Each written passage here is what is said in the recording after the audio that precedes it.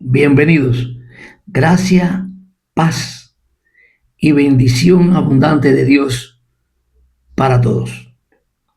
En el nombre de Dios Padre, en el nombre de Dios Hijo y en el nombre de Dios Espíritu Santo. El Dios que te acompaña es real y es verdadero. Si le preguntas a alguien, ¿crees que Jesucristo resucitó? Lo más probable es que te diga, eso no es algo que es posible para un ser humano. Otros te dirán, yo no sé, quizás no está a mi alcance saberlo. Otros, para creérmelo, necesitaría una evidencia, pero no una evidencia cualquiera, sino una evidencia que sea científica. Y quizás otros te dirían, solo lo puede, eso solo lo puede hacer un Dios.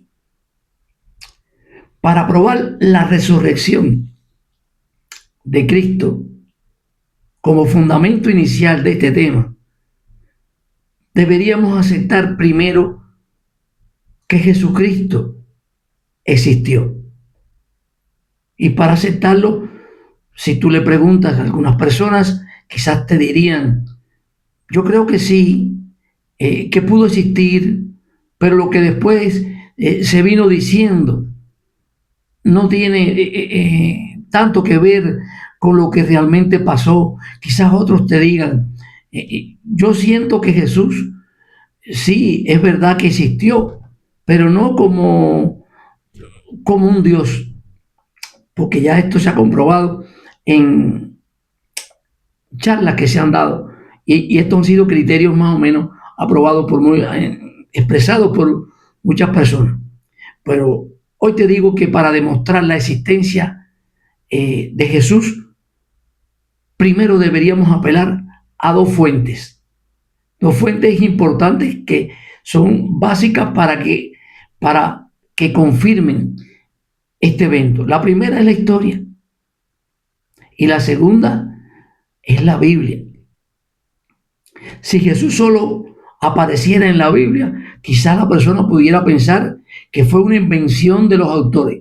Sin embargo, existe un amplio registro de historiadores que no eran cristianos, que no eran seguidores de Cristo, que no estaban hablando de Cristo.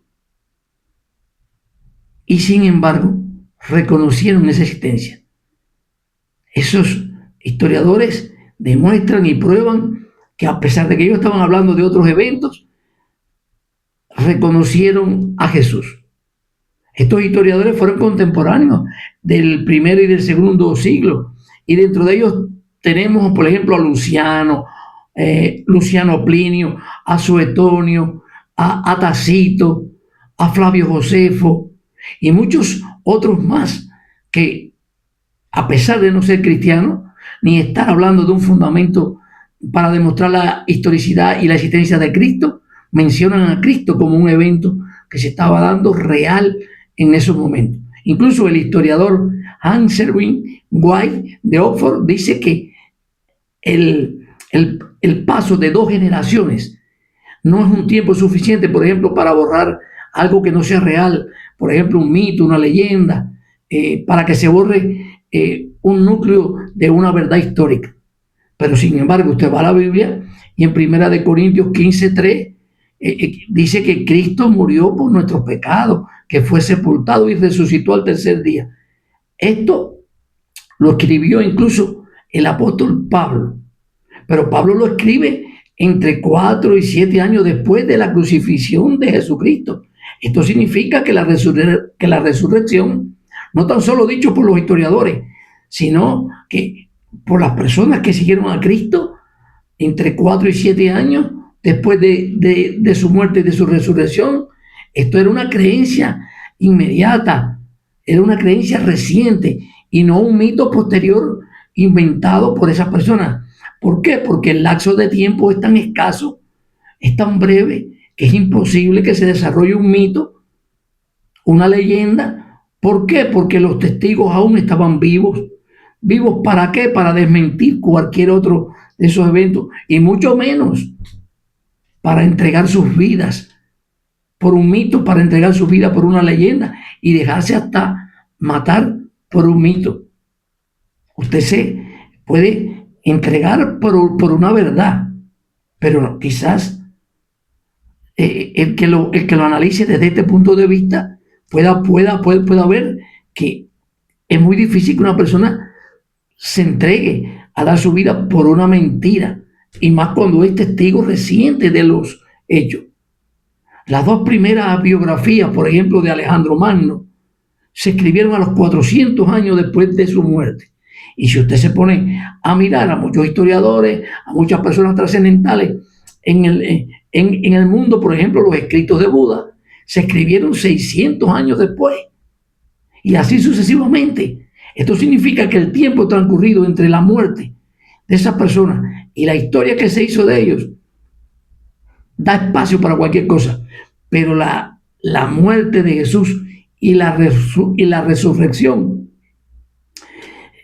fue en un breve tiempo. Y la redacción de esos escritos fue en un plazo muy corto y por personas que vivieron en esas situaciones. Si lo comparamos con otros escritores de la antigüedad, usted está viendo que hay una diferencia notable en lo que esas personas pudieron decir a lo que escribieron los mismos que estuvieron con Jesús. Muchos conocen a Jesús como un maestro o como un profeta, pero y si te dijera que Jesucristo es mucho más que eso, que Jesucristo es el Dios verdadero, vestido de humanidad, es posible que el arquitecto del universo haya caminado entre nosotros para darnos un entendimiento que la razón por sí sola no puede alcanzar. Pero ¿qué pasaría si la prueba definitiva de Dios no se encontrara en un laboratorio, sino en un nacimiento, una vida, una muerte y una resurrección que cambió la historia? Dice la Biblia en Juan 1, versículo 1, en el principio era el Verbo, y el Verbo era con Dios, y el Verbo era Dios. Es decir, no era una criatura, era el Creador. Ese Verbo era Dios. Y en ese mismo Evangelio, usted va al verso 14 y nos dice, y aquel Verbo fue hecho carne y habitó entre nosotros. Aquí nos está explicando que Dios no se quedó observando el sufrimiento desde el cosmos, desde el cielo solamente, sino que se puso en nuestra piel, sangró nuestro dolor y respiró nuestro aire. Es decir, Dios se hizo palpable. ¿Para qué? Para que lo invisible fuera visible. Es la unión perfecta entre la divinidad absoluta y la humanidad total.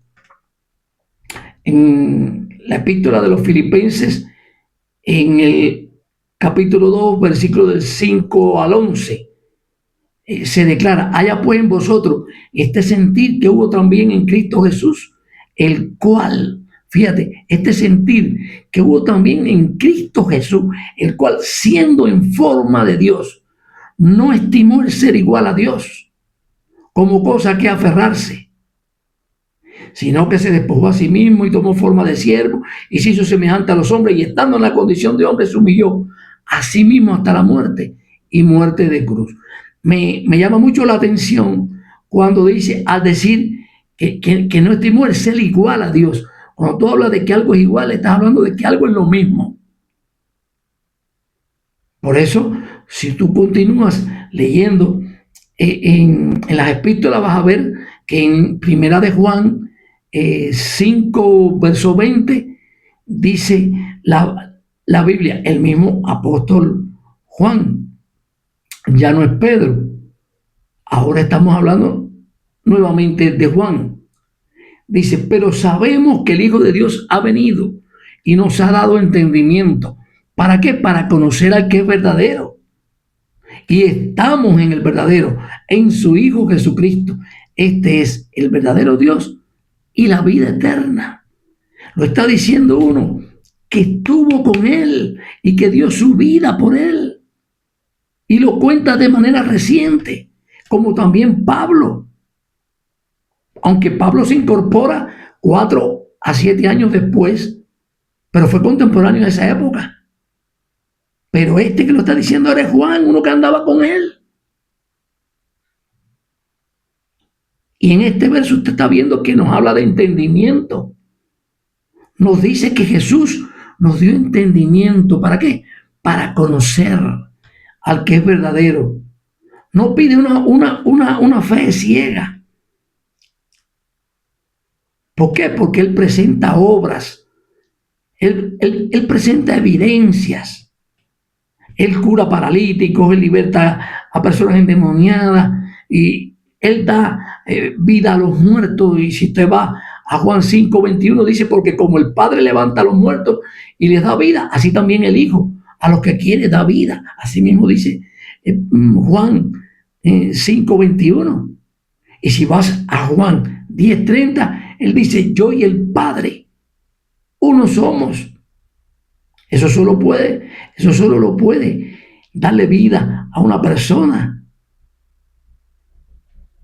Y todas las demás milagros que Él manifestó, eso solo lo puede hacer Dios. Es el poder de Dios manifestado en la ciencia de lo divino. Imagina ver a alguien que no solo entiende tu dolor, sino que lo lleva por dentro y que se sacrifica por ti. Jesús no predica, por ejemplo, el amor. Dice la palabra que Él es el amor encarnado. Él es el Dios con nosotros. Él es la respuesta a la soledad del corazón humano. Este no es un mensaje para una cultura, sino para cada ser humano. ¿Por qué? Porque la Biblia dice que el que cree en el Hijo tiene vida eterna. Esa es una promesa universal. Jesús no solo es una figura histórica, Él es la vida eterna, personificada. Si lo tienes a Él, lo tienes todo. Si no, no tienes nada. Este es el verdadero Dios, el que era Dios en el principio, como nos lo dijo Juan 1:1, dice, en el principio era el verbo, y después el verso 14 dice, y ese verbo se hizo carne y habitó entre nosotros. Es decir, el que era Dios en el principio es el Dios verdadero.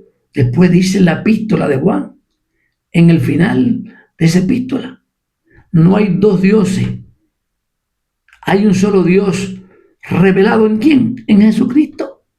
Por eso, primera de Juan, pero ahora en el mismo capítulo 5, pero en el versículo 7, dice, porque 3 son los que dan testimonio en el cielo: el Padre, el Verbo, que ya sabemos que es Jesucristo, y el Espíritu Santo.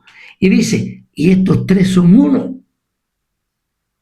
Primera de Juan 5:7 ya te da una información más específica sobre este tema. Y primera de Juan 5:20 dice que Él es la vida eterna. Él mismo que diseñó las leyes de la física, vino y rompió las leyes de la muerte. ¿Para qué? Para darte a ti eternidad. ¿Por qué? Porque al que cree, todo le es posible. Que Dios te bendiga. Gracias por regalarme tu tiempo. Comparte este mensaje. Analízalo, reflexiónalo, interiorízalo. Y si lo deseas, déjame tu comentario. Dios mediante, nos vemos.